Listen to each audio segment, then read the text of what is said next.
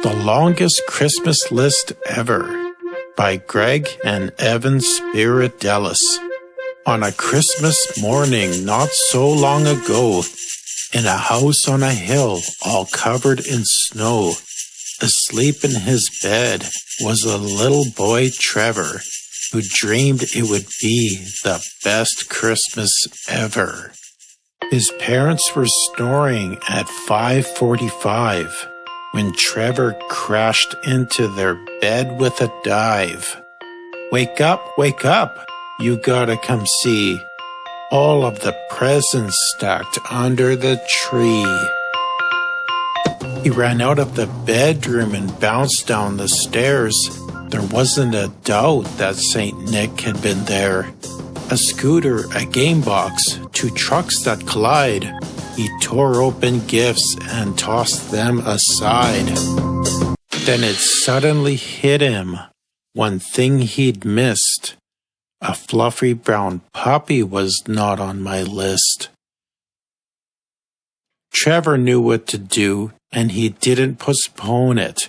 I'll start next year's Christmas list this very moment. He snatched up a notepad, a pen, and a seat, and started his list at the top of the sheet. At first he thought small, like lizards and trolls, but quickly his list spiraled out of control.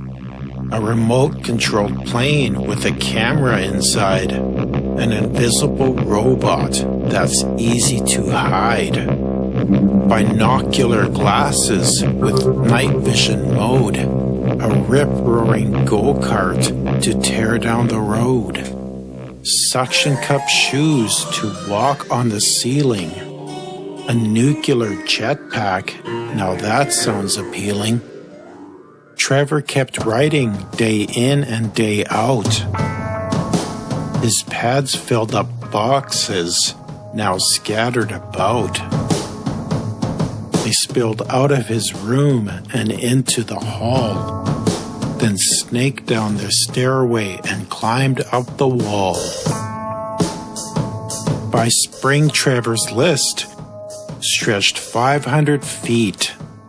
By summer, it made its way onto Main Street. By fall, it was 2 blocks beyond the bookstore. By winter, it reached the post office door.